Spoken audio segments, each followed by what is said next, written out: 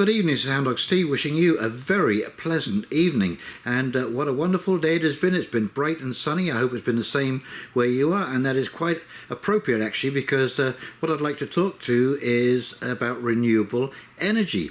And I came across this article by oilprice.com, and they're talking about the US having to double its electrical infrastructure and grid to accommodate all of the new electrical vehicles and the green energy that we are moving into. Basically by 2035 is the date that I've been hearing around not just America, but here in Canada, the UK and the EU. So what's the problem with that? Well, here we are, we're in 2023, a scant 12 years away from 2035. And basically the renewal process in Canada certainly has barely even started.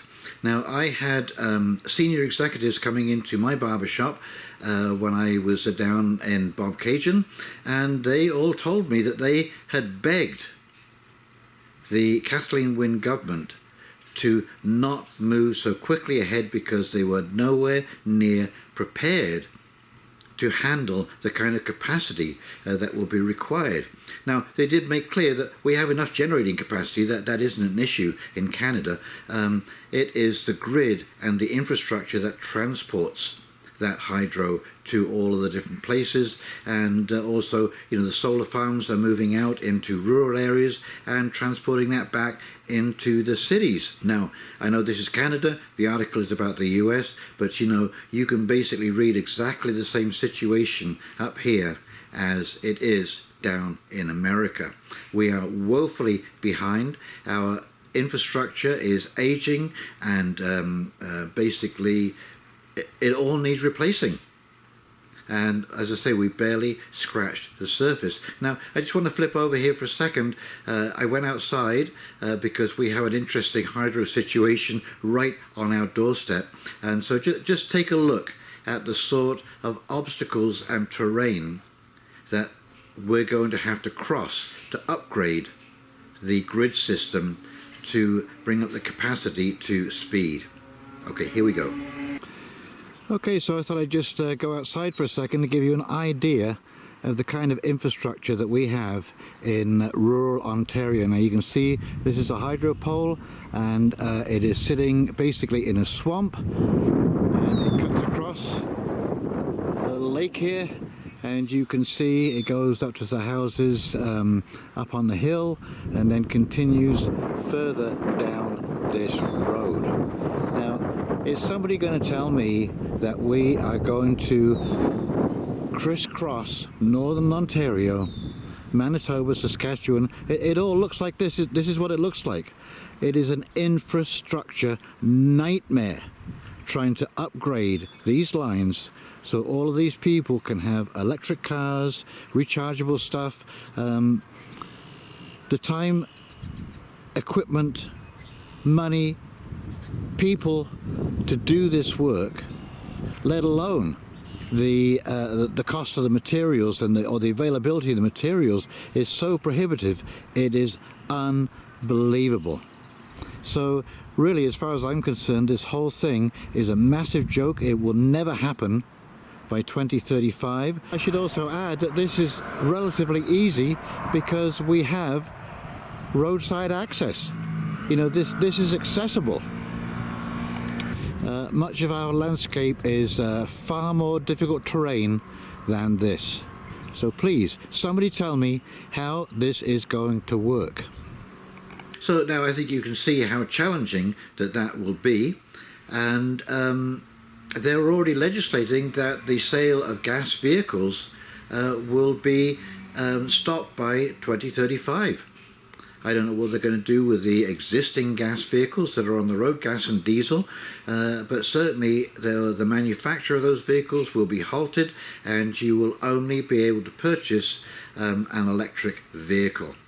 So what are you going to do with all of the people who work in the city and live in the country or in rural areas and cannot charge their vehicles to get into work? And many of these people, you know, because of the situation we've had for the last 3 years. Many people have exited the city.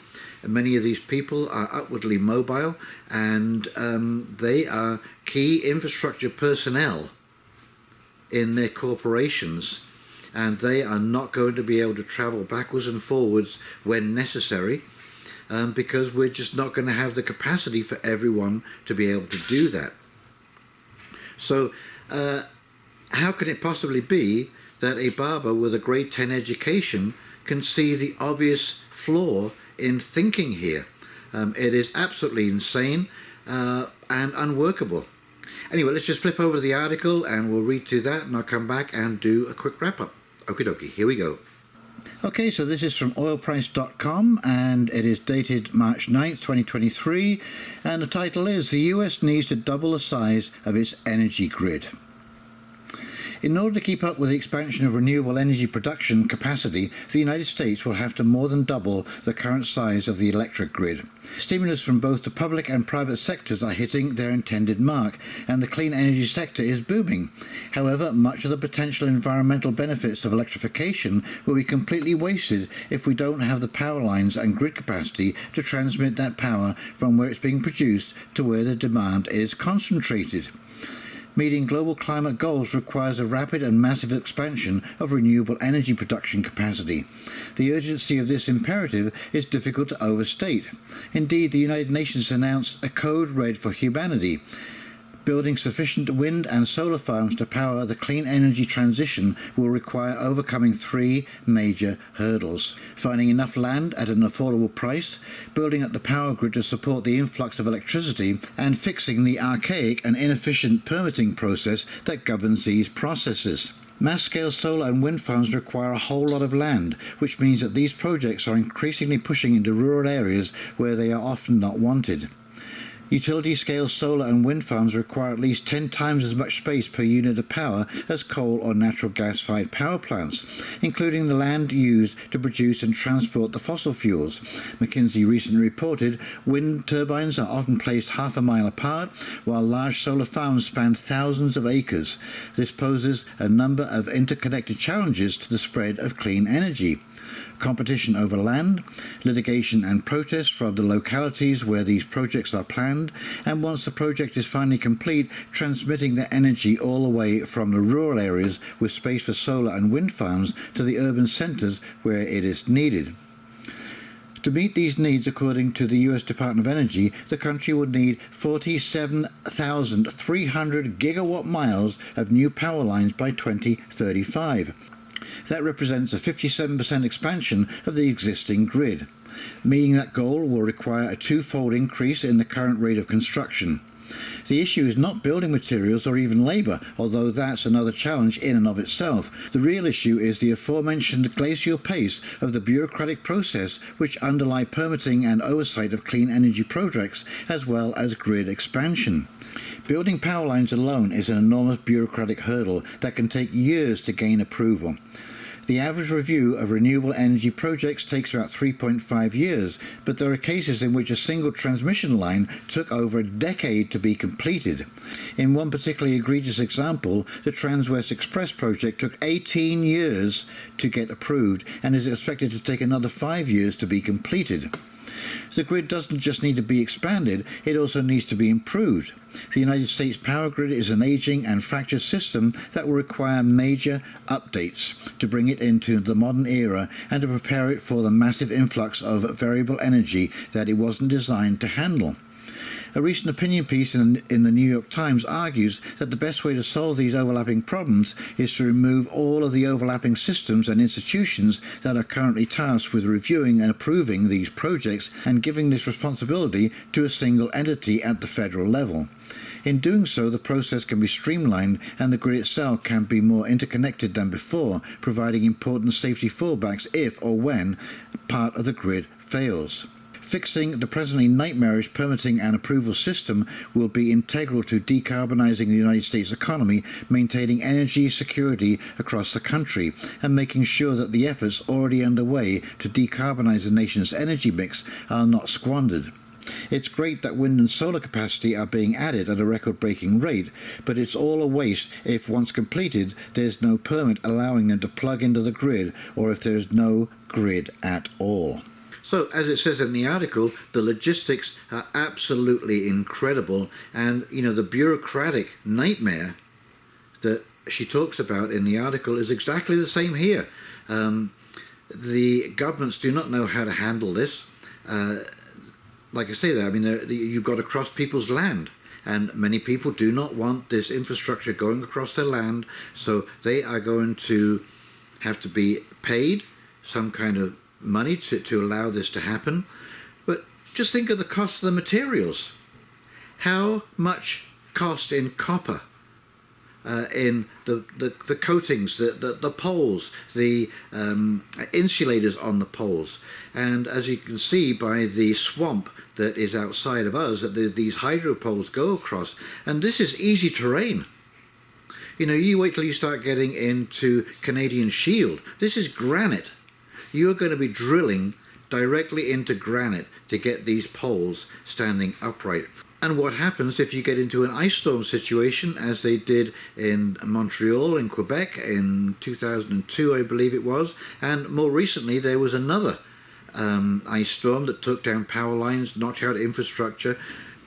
So the one in 2002, it took out infrastructure and power to people in rural areas for up to 6 weeks. Are you telling me that everything is going to come to a standstill for 6 weeks? All the government vehicles that need to be recharged, because they'll be the first to be changing over, they're not going to run?